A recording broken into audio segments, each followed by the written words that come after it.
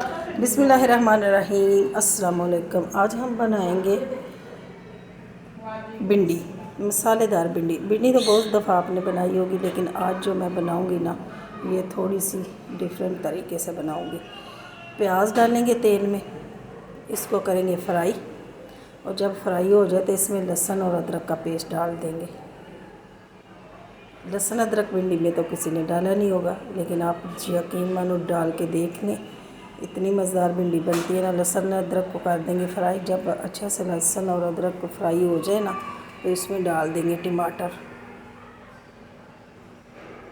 और टमाटर डालने हैं 4-5 टमाटर। अगर छोटे साइज़ हैं तो 5 डाल दें, अगर बड़े साइज़ के हैं तो 3-4 डाल दें। और साथ ही हरी मिर्चें भी मोटी जो होती है ना बड़ी वाली और ना ही पतली, दरमियाने साइज़ की, वो ढेर सारी काट के वो डाल दें, क्योंकि भिंडी में इस मिर्च का ना बहुत अच्छा फ्लेवर आता है।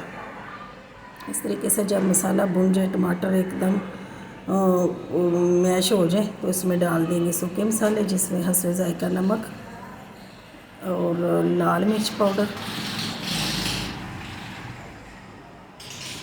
और धनिया पाउडर और हल्दी। ये बस थोड़े से बेसिक मसाले इसमें जाते हैं, और मिर्ची थोड़ी सी ज़्यादा ही जाती है, क्योंकि इस सब्ज़ी में ना अगर मिर्ची कम हो तो मज़ा नहीं आता।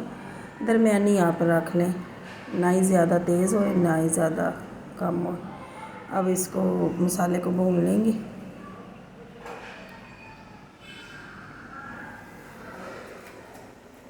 मसाला हमारा जब अच्छे तरीके से भून जाए, तो उसमें डाल देंगे भिंडी। और भिंडी में ये जो बड़ी वाली मिर्च है ना, ये 3-4 है ना, काट के डाल लीजिएगा, साबुत ही रख देना। ये जब पक जाएगी तो इसका बहुत अच्छा फ्लेवर भी आ गया और खाने में बहुत अच्छे मज़ा देगी। इसको करेंगे मिक्स, और मिक्स करके हल्की आंच पे इसको 4-5 मिनट के लिए ना ढक देंगे। 5-10 मिनट के लिए ढक देना। ये देखें जी, भिंडी को ढका हुआ था और एक दफ़ा मैंने चमचा चला दिया था। अब ये देखें जी, भिंडी हमारी बिल्कुल रेडी है। अपने ही मतलब जो इसके सांस बंद हुए ना, उसी में ये गल गई है। ऊपर डाल देंगे धनिया, और आप नान के साथ खा लो, रोटी के साथ खा लो। दुआ में याद रखना। अल्लाह हाफिज़।